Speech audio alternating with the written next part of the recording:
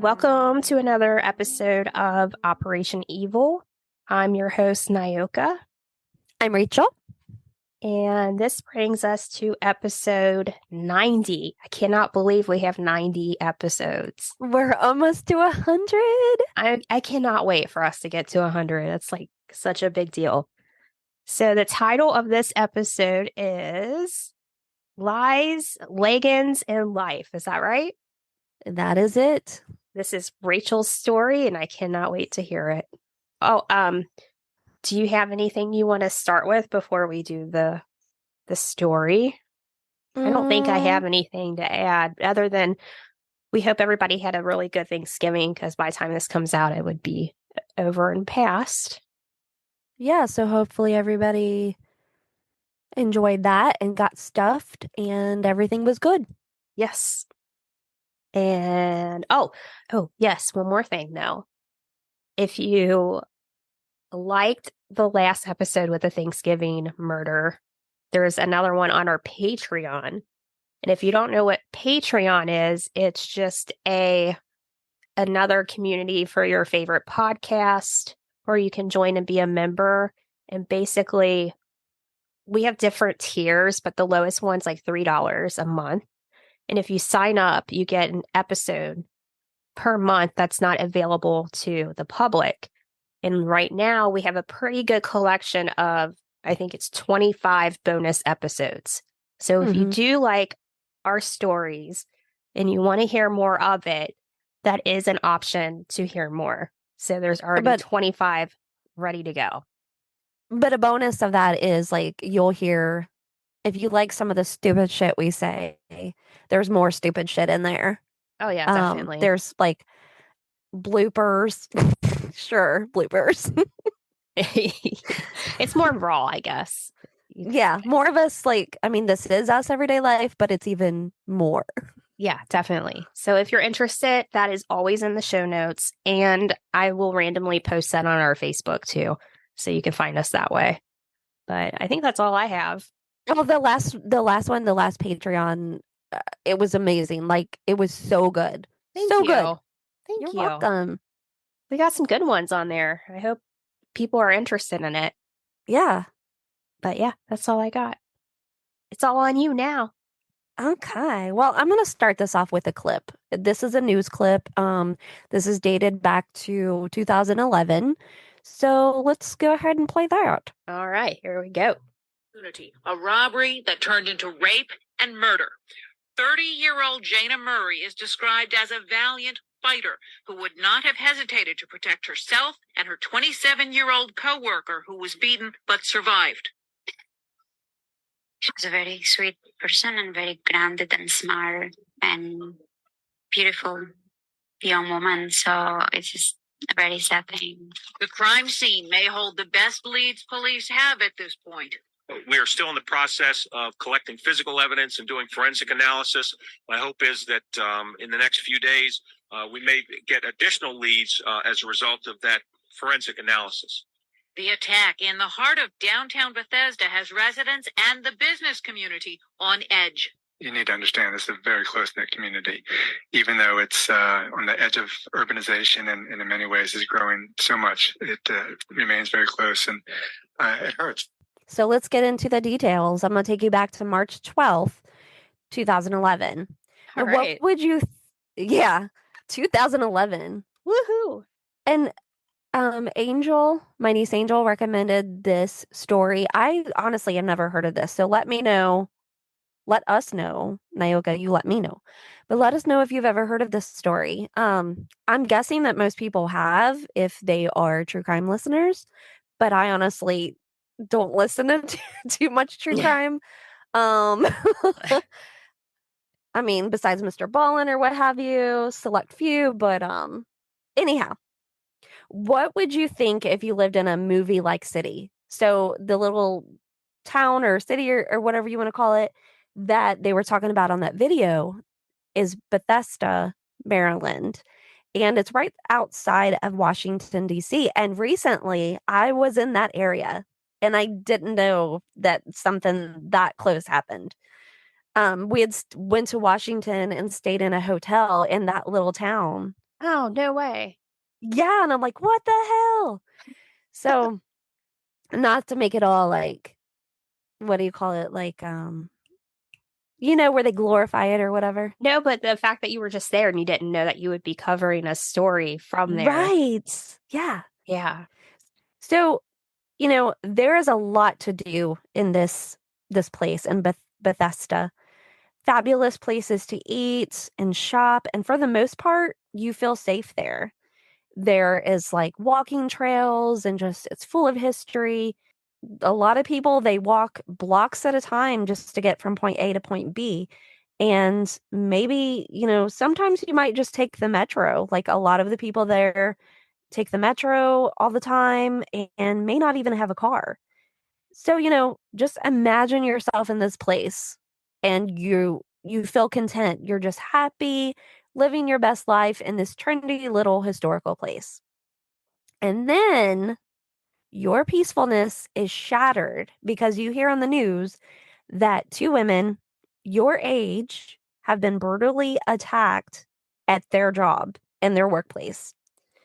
Now, one is believed to be dead, and this happened at a store that maybe once a year you go to the store because it's pricey, but you're like, hey, like this is a reward for myself.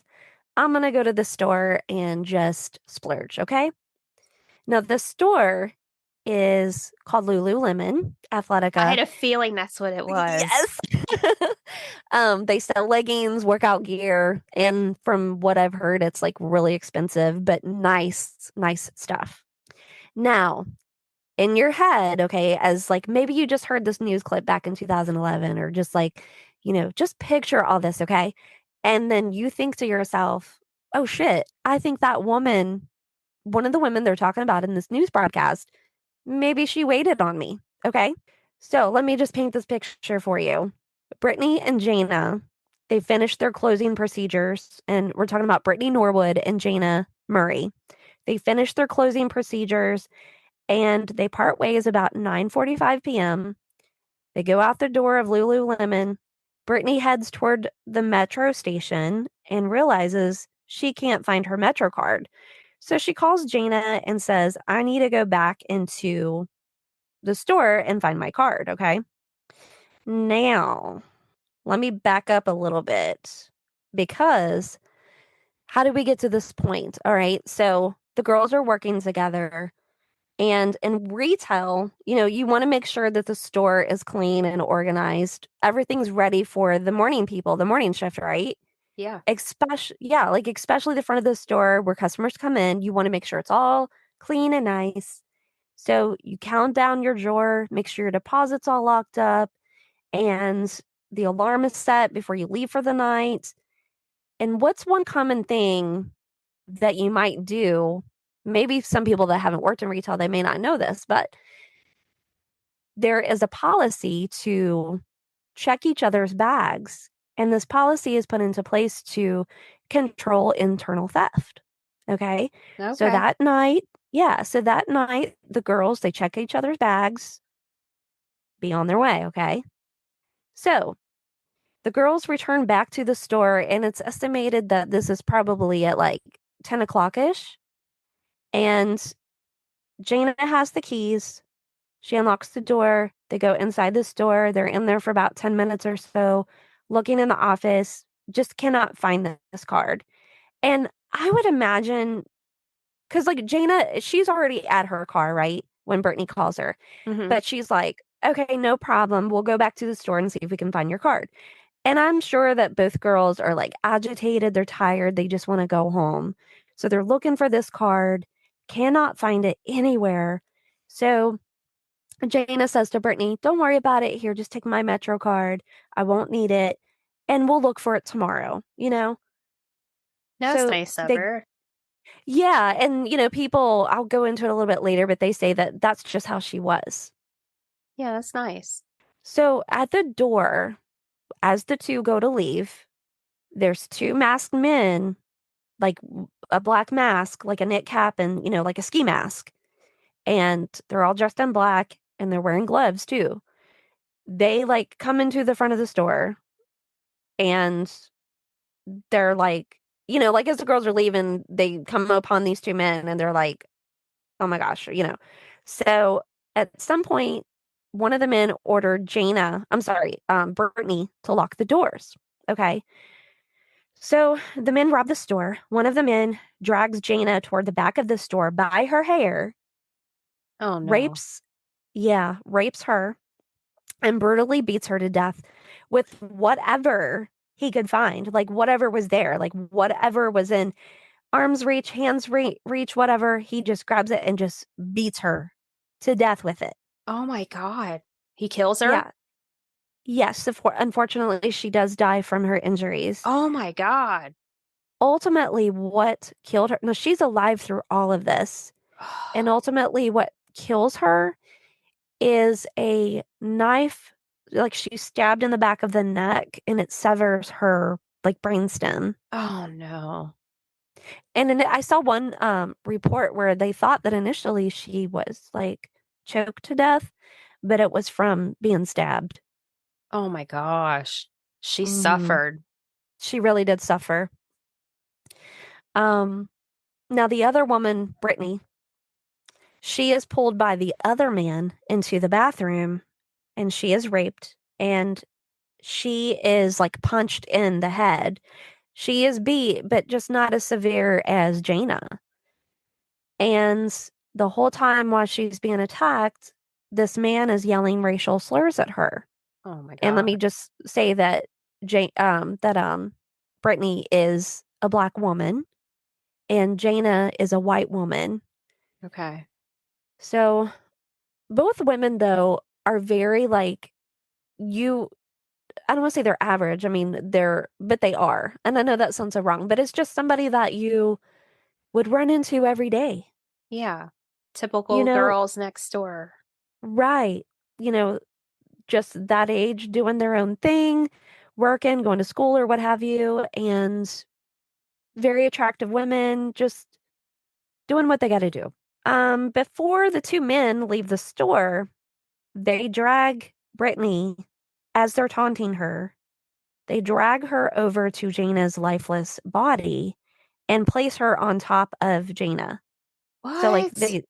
like they have the body stacked. And one of the men tells her, "You're lucky that you're cute, you're fun to fuck with." They said that to Brittany? Yeah, this man says this to Brittany. Okay, And so I'm she's still guessing, alive. yeah, Brittany's still alive. And I'm guessing that maybe they think that Jaina is dead. Maybe. Who knows? Okay. But yeah, like stacked their bodies and was just like, they just left. Awful. So I'm going to kind of like pause a little bit and tell you a little bit about Jaina and then a little bit about Brittany. Jaina is originally from Texas and she was attending Johns Hopkins University while she was working at the store. And she was like in the process of working on a dual master's degree. Wow. Yeah. And they like her That's brothers. that's I know, isn't crazy that awesome? hard. Yeah. Yeah, and like her brother said that she's just one of those people where she wanted people to like wanted the best for people. She wanted to people to excel. She was very outgoing. She loved to travel. She was very quick to trust people. And like the detective that investigated this case, he kind of couldn't help to become a little bit attached emotionally to this case because I want to say that Jaina and Brittany both were about the age of his wife. And again, just to express like everyday girls, like it just looks like they could totally be your friends. Mhm. Now, Brittany, she was like an amazing soccer player back in the day. She had moved to Washington, D.C. to be closer to her sister, and she had a goal of being a personal trainer and opening her own gym one day. So she had some aspirations herself. Now, the next morning, the manager of Lululemon, which I believe is probably the voice that you heard in the news recording talking about Jaina. Mhm. She goes into work about 8 a.m. and she hears whimpering, like someone, in pain almost, or like that. And she's like, the door's unlocked. At the front of the store, it doesn't seem to be a mess, but something alerts her. She hears a sound and she goes out to call 911. And right next door to this store is an Apple store. And she asks this guy that happens to work at the Apple store, like, can you go in and, like, she's scared to go in by herself. Well, yeah. It's a suspicious situation. Right. And one of the things they teach you in retail, it used to be like you never go into a store by yourself. Right. You There's go always in, a buddy system. yeah. Yeah. And if the door's unlocked, you don't go in. Uh-uh. So, yeah. So this guy goes in and he finds Brittany and he sees Jana's body. So the police get there and the scene is just atrocious. Brittany is found laying on her back, her arms above her head, her wrists are bound, and they're bound with a zip tie. Oh. She was wearing black yoga pants, and then like the band of the yoga pants was like this colorful stripes, kind of like multicolor. And then she had on it was like a sports bra that matched the top band of the pants. And then there was on her leggings, there was these holes cut. Like one was on like the upper thigh, there was two holes on one leg, and then on the other leg there was one. And then in the crotch area, it was cut as well. And then it looked like that there was two or three other pieces of some type of clothing or material that was like under her torso, like beside her. And one looked like a t-shirt and the other one looks like maybe it could have been a jacket. One, I saw like a white material, a blue material, and a gray material. The gray material looked like it could be the jacket, and then the sleeve of the jacket was like not wrapped around her neck, but like it was laying across her neck. Okay. And then like most of her body was laying inside of the bathroom on the floor. And then her legs and feet were across the threshold of the doorway out into the walkway or the hall. Oh, man. She had a wound like in the center of her forehead, close to her hairline. And then like blood was running down her face, down her nose, into her mouth. And it looked fresh, but like it had maybe dried. The bathroom floor was bloody. There was a small table that like it looks like for decoration they kept next to the toilet that had a vase on it. And then it had like those decorative rocks or stones that you would put inside a vase with flowers. That was all knocked over, all over the floor, scattered. And then Jaina, she was found in a small hallway, face down. It appeared that she was trying to make it to the back door. There was, the back door, how it has like the alarm bar, like where you push the door open, like Yeah. usually for like fire alarms or what have you. And then there was like a key stuck in the alarm thing, the door. She wasn't far from the door though at all. And that's why I'm thinking maybe she was trying to run toward the door to get out. She had on gray looking or green looking pants. They look like kind of like a windbreaker style pant. She had on sneakers that were like they were white mostly, but they had like either gray or green details on them. And the bottom of the sneakers, they looked like lime green, and it didn't look like there was any blood on the bottom of the shoes. And she had on a black, like a 3-length quarter sleeve shirt. One of the arms of the top was ripped, and her hair was really, really bloody. She was a blonde, and her hair looked like she had dyed it, which makes me something about even before this comment that I'm going to say, something about this girl. Maybe it's just because she's blonde. And maybe it's because the brutality, I don't know, but something about this girl reminds me of Holly Dunn. I knew you were going to say that. The comment that Holly Dunn made to us about her hair and her Yeah. family thinking that she dyed her hair. Immediately I thought of that comment that Holly made when I saw Yes. pictures of this of Jana's hair. Yeah, Yeah, that's bad. That's bad. It just covered. So The walls around her were covered with blood. The wall, like, I mean, this hallway was very, very small, very small. It was like the wall in front of her had blood, like spatter. There was blood all over underneath her body, all around her body. So The violent. very, very, very violent.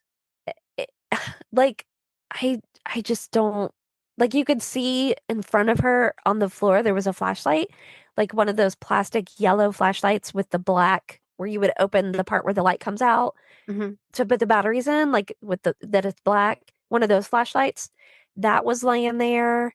And I'm thinking, did they use a flashlight? And then another part in the hall, there was like, those levelers that you use Like to to hang a hang some, picture. Oh, okay, yeah. yeah, or like a contract size leveler. There was Uh-huh. one of those laying on the floor. It was just a mess. The appearance of the crime scene and Jana's body was not the normal for Montgomery County police and detectives. Like there was glass everywhere, mannequins, clothes, just everywhere. When they first walked into the store, it seemed normal, but as you walked further back, then you could see this mess. It just got progressively worse. And what is crazy about when this happened is that the Apple store next door, people are lining up for the iPad too. So all of this is happening. These people outside are lining up for this iPad. Now, there was one report that I read where people said that they did hear two women screaming, but that's all I really heard about, like witnesses from the iPads or the Apple store. Somebody had to hear something next door. I mean, that's You pretty would think, violent. yes. And for the attack, like especially on Jana, like damn. Now the police, they through their just investigations and stuff, which we'll kind of go into a little bit later on too, like there was no cameras in this neighborhood because it was a safe neighborhood. There was no need. There was a camera though outside of the Apple store, like in the back where the back doors were. And what's weird is there was no footprints outside of the back door. There's these footprints and stuff like where Jana's body is, and like by the front or by the back door, and there's blood on the alarm bar, but it just stops there. That's it. Weird. Mm-hmm. Now at the hospital, so you know everything is Jana's taken care of, Brittany's taken care of. Um, the crime scene is being analyzed and what have you. Okay, all the things are needing to be done. Brittany is taken to the hospital, and then I think later the next day, Detective Deanna Mackey interviews Brittany at the hospital, and she feels so bad for Brittany. Brittany is asking about how her friend is, how is she doing? And Detective Mackey is like, she has no idea that her friend is dead. No idea. Brittany says that she was raped and there is these scratches on her torso.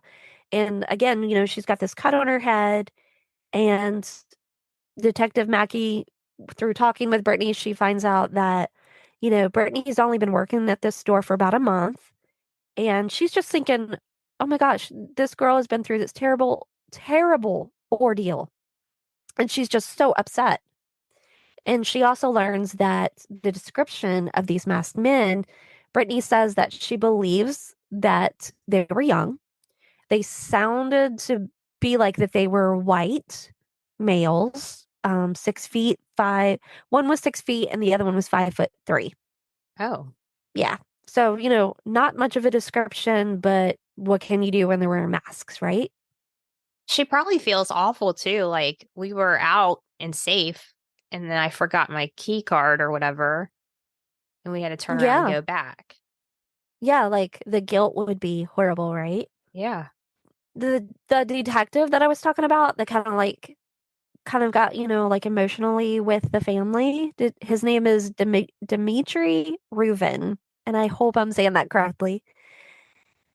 He got the idea, just after talking to Brittany and then just, the camera at the Apple store, he did get the idea to look at the camera to get the footage, the security camera, and like see if he could find anything. Well, he did find in the video there's these two males in black with backpacks, or at least one of them had a backpack, black knit caps on. And mind you, this is a March. They're walking fast past the store. So he decides, you know what? I'm going to stake out this area. I'm just going to sit in my car and stake out this area just to see if these two guys, if I find them. And during that time, they decide to do a test. The detectives, like, so the camera is out of range from Lululemon, but they want to see, like, if they can see, like, a shadow of someone walking by the Lululemon back door. And so they're trying to, like, test this theory just to see if it's even possible. And it does, it's negative. It doesn't pan out. So, but he kind of gets a little break about 2 days later after, or 2 days after the murder. He finds these guys that he sees in this videotape. Okay. So he gets out of his car, he goes up to the two guys, he shows them a picture, like, are these you? You know, is this you? And they're like, yeah, that is us. But he finds out that there's no way they had anything to do with this murder and this attack because they're bus boys. They work at the restaurant next door. So they're ruled out. Now, there was rewards being given out too, or that were offered $125,000. And then there was another $10,000 one from Lululemon Athletica, Federal Realty, and Bethesda, and then $1,000 from Crime Stoppers. So people were just like freaking out. Like, we want to feel safe again. We need to find these people. This needs to be ended, solved. We need justice. There was a homeless man that was also like considered to be a suspect or like a lead. They were getting some calls about this person. He was frequently in this area and he was known to like kind of like get in people's faces. And there was a bar that he would go to. And that night of the murder, he was not at this bar. And someone had saw, it was like a hardware store owner or manager. He had saw this homeless man with another person who happened to be homeless. He saw them together kind of acting like suspicious. Well, they tracked this guy down, the homeless person, and they found him in a mental hospital. And what had happened was he had an altercation with this other homeless person, and there was fresh blood on his clothing. But, you know, they knew that the blood had to be old, not fresh. This was a couple days later. And this guy couldn't even form a sentence. So the detective was like, even though they took a DNA sample, they kind of, I don't want to say dismissed, but they kind of like at the time ruled him out. They were like, this doesn't feel right. We really don't think this is our guy. So maybe I shouldn't say they ruled him out yet, but they just didn't feel like it was that he was capable of doing this crime. So from that point, Detective, I have to see how to say his name correctly again, Reuven.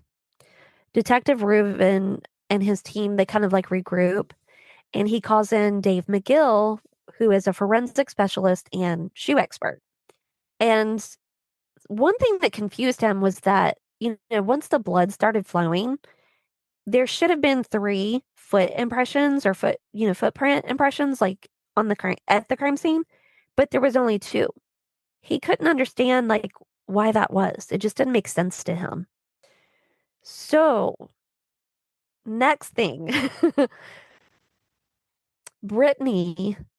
Now, I cannot remember if Brittany contacts the detectives or if the detectives go back to Brittany. But after re-interviewing Brittany about the shoes, or I'm sorry, about the footprints, because let me clarify, okay? So when they're searching the crime scene, they find 2 pairs of shoes. One pair of shoes is a size 14. And these shoes, they find the footprints or the impressions all over the store in the blood. And then the other pair of shoes that they find, I think they said were Brittany's shoes, they thought. But what it is that he asks Brittany, the detective, he says, why would you have shoes? Because this was the correlation between Detective Reuven and the forensic specialist McGill. Like, where do these size 14 shoes come into play? Why are they there? They're thinking it came from the killer, the attacker, right? Yeah. But why are these shoes in the store? How this doesn't add up, right? And then these other shoes, like, why is there two impressions, but there should be three? Like, what is going on?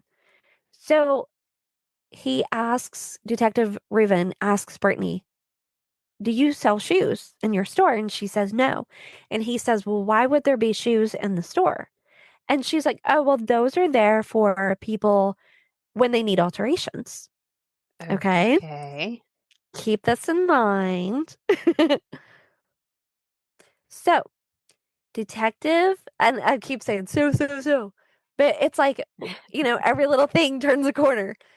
Detective Reuven, he just starts thinking about all these things, and he's just turning his wheels, right? He's like, the zip ties. Those zip ties, the one that was used to bound her hands, they were found in the store. But, that doesn't mean anything because we've heard of other crimes where it's opportunity. Like, it's there, you just use it, right? Yeah. These men that robbed the store, they didn't come with any weapons. Sorry, that was ice. I needed a drink. The men didn't come with any weapons. He was like, if you're going to rob a place, why wouldn't you come with like knives, or most people use guns? Yeah, something. Something. And what really struck him was when he re-interviewed Brittany, that's when she told him he learned about remember how I told you that they stacked the bodies, like they took Brittany's body and put her body on top of Yes. Jana's? Yes. Okay, this is when Detective Reuven learns about that. That's when she tells him that happened. Okay. So he's just in total disbelief. Like, these people have like beaten these girls to death, or Yeah, I know what you beat mean. one to death. Yeah. They say all these racial slurs to this person. They have raped these two women, and everything vile that a person could do, these people have done, right? The footprints don't make any sense though. Brittany has superficial wounds, whereas Jana has like these I don't know, deep, death. yeah, like what? So he's like, I just can't believe this. Something So ain't adding up. exactly. So he goes back to his team and he's like, he confides it in his partner, and his partner's like, you just need to tell everybody what you're thinking. So he goes to his team of people, and they're like, no way. There's no way. And even himself is like, there's no way this little girl did this because she's a small woman. Yeah. And, so how like truthful and sincere that she seemed to be, there is no freaking way that this girl did this. So Detective Reuven, he brings the forensic specialist McGill back, and he introduces this theory that Brittany did this. And so McGill, first thing he says is, okay, with the zip tie, there would be teeth marks on that zip tie from where Brittany used her teeth to tighten it. And then there would be blood in Jana's car because the one of the men told Brittany, and this is where it doesn't make sense too. Like at the time, it's like that sounds fishy too.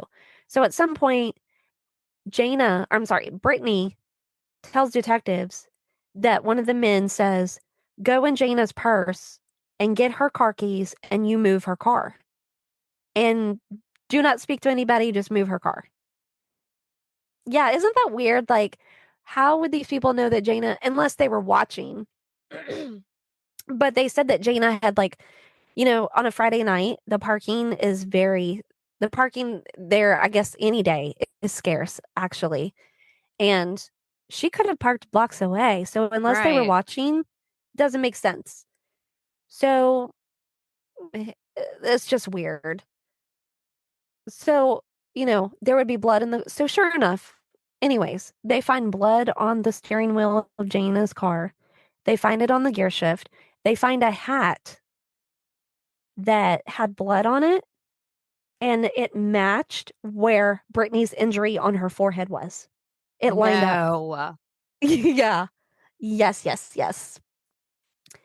Like the car thing just is what gets me the most. Like maybe I'm thinking over too critically about it, but I'm like, why would they be like, you need to move her car? Like that sounds dumb to me. Da, da, da. So, you know, as this is being explained to Detective Reuven, it's just all this stuff starts making sense. 6 days after the murder, Brittany wants to meet with the detectives, and I'm gonna circle back to the car. This is when the detectives find out this deal about the car, okay? So she says, hey, I want to meet with you guys. I just remembered something about Jana's car. And again, this is when she says, the masked man told me to get into Jana's bag, get the keys, and move the car, and do not speak to anybody, blah, blah, blah. And Brittany even says that she saw a police officer, but was too scared to be like, hey, help, help, help. And what's weird is that this police officer, when, they knew that Jana, when they were investigating that she was driving a car and they were looking for her car, and the police officer says that he remembered seeing a car that matched the description of Jana's car and saw someone in the car. So, like, I'm like, oh my God, like this police officer saw Brittany in Jana's car, and now Brittany is telling these officers, I saw a cop. Like they saw each other. I can't get over that. Wow. And she's only confessing this because she probably just remembered that she left the hat in there. Yes, and like I the mean, I don't details know. come out. That could be. I Right. don't know. It's speculate like did she get wind that they were looking into the car like that? I don't know. Mm, this ain't looking So good. not at all. So at this point, after, she's talking this bullshit or whatever, the detectives are like, you have concocted this whole story. No one believes you. You posed all night to be found. Your story, like, for like, she's laying there with her hands over her head and stuff. Your story is bullshit. Like, they even say, like, your family, no one would believe you. And, up to this point, she's crying, very like how, I hate to say how you would think someone would react, right? Right. Then she's just like, "Can I go home?" She just wants to go home. They always do. Always do. She asks if she can talk to her brother alone, and you can see on the videotape there's like part of the interrogation that I watched, and the brother is like, just tell me what happened. And Like, she's how probably did an we get idiot and doesn't think that everything's recorded in there. I know. Well, she does say, she's like, I just want to go home. And then she's like, kind of like, I'll tell you, but not here.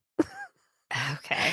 He's like, I'm not going to rat you out. Just tell me what happened. And yeah, she's just like, I don't want to talk about it here. Like, let's go home. Whatever. To make it shorter, she was arrested on March 18th and held without a bond. They were like, hell no, we're not giving you a bond. No.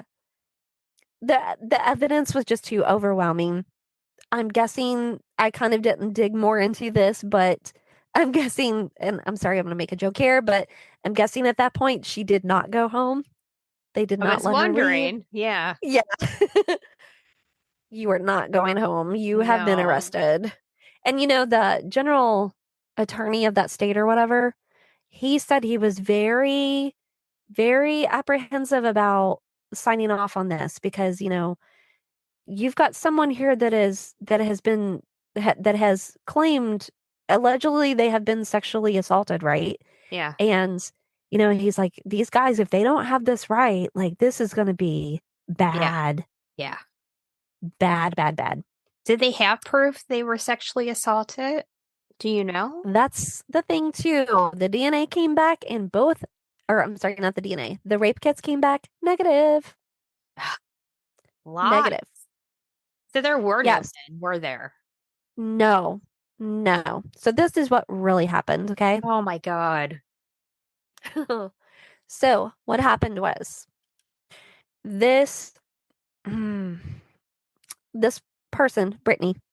Now there's two assumptions, and police learned this, after the evidence is put together and they've arrested Brittany. And they start interviewing coworkers. Okay. Okay.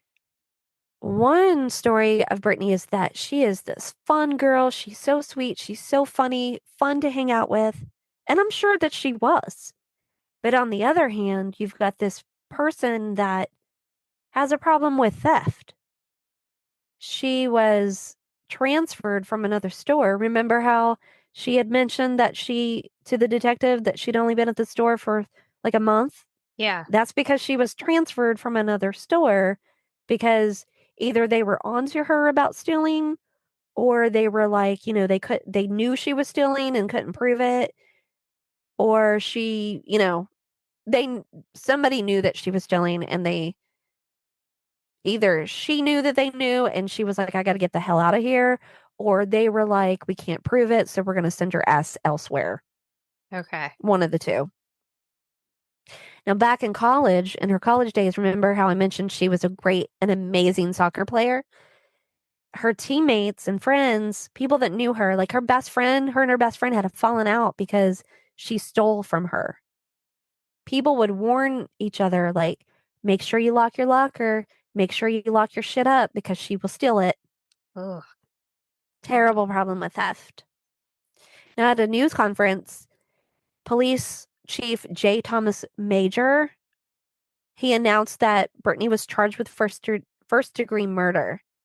Now, and I'm just going to go ahead and say this trial was only like 9 months. So, okay, so again, here's what happened. So, they believe what happened was, and this is by phone records too, because when they went to do the bag check, check each other's bags, Jana finds a pair of leggings in Brittany's bag. And she's, oh, what are these? And then Brittany says, oh, I paid for those earlier. So they go ahead and leave.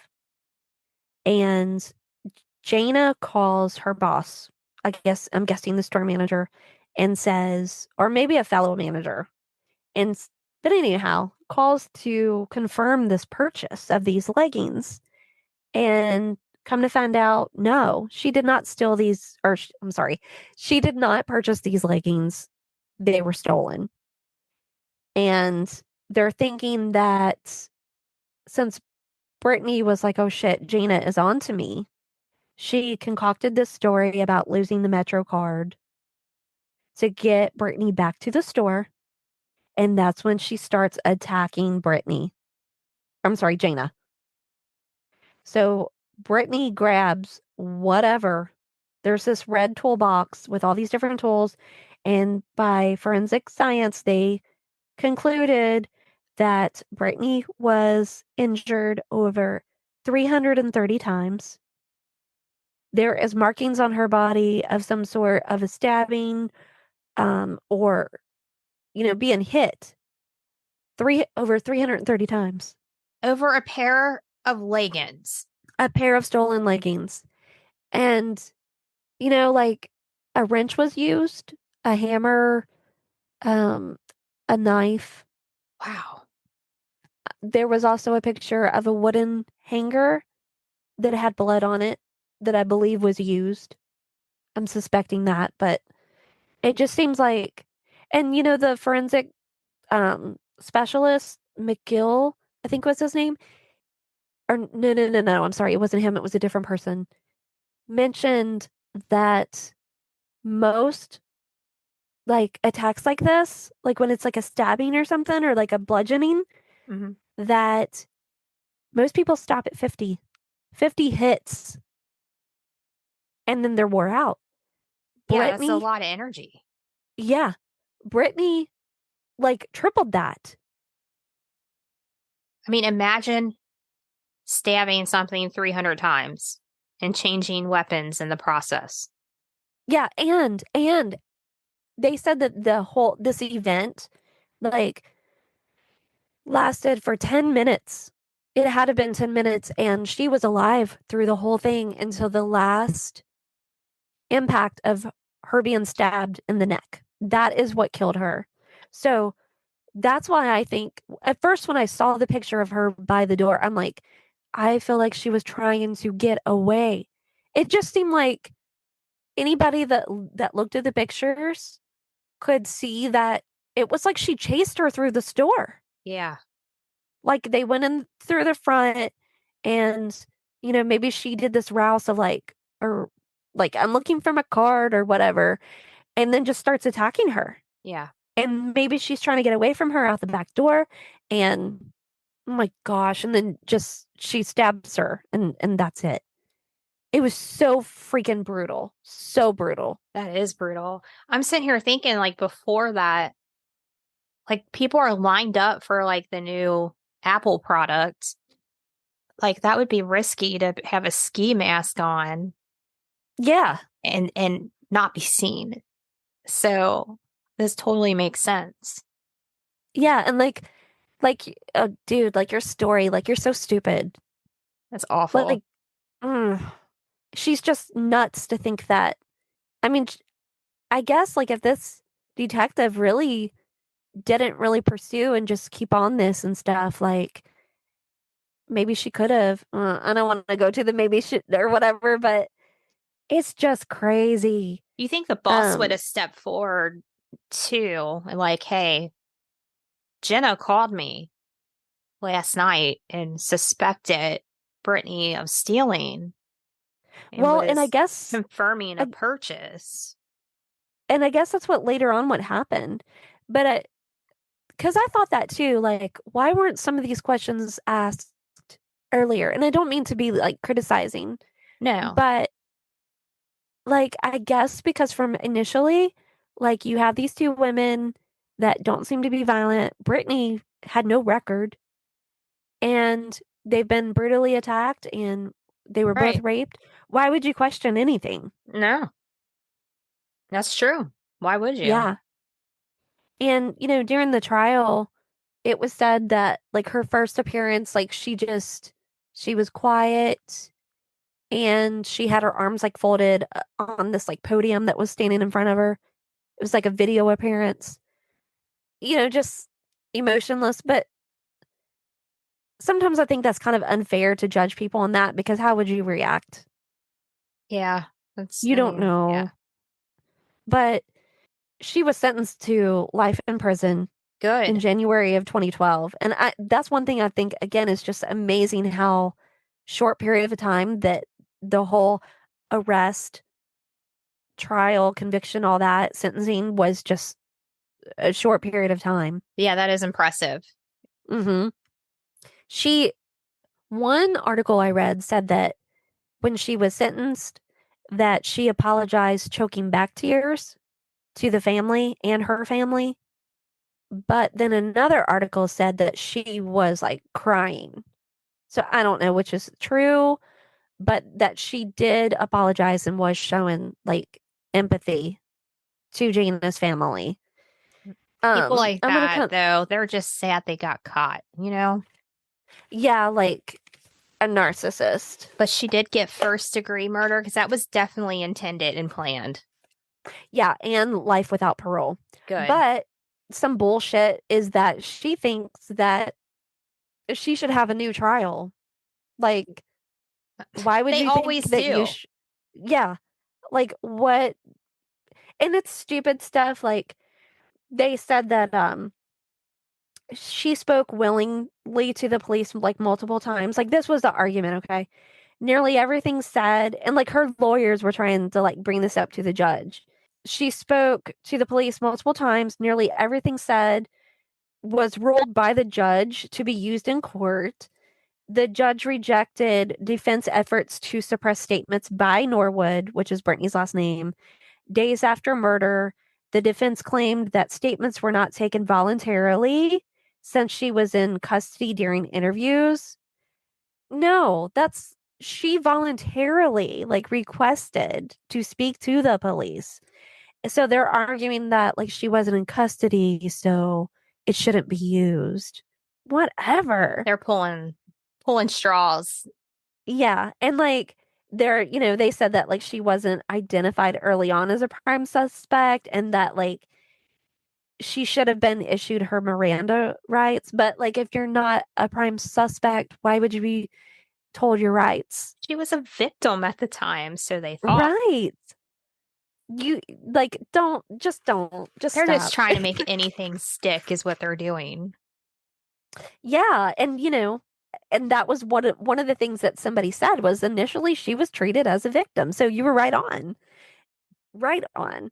And what was it like 6 days? About a week.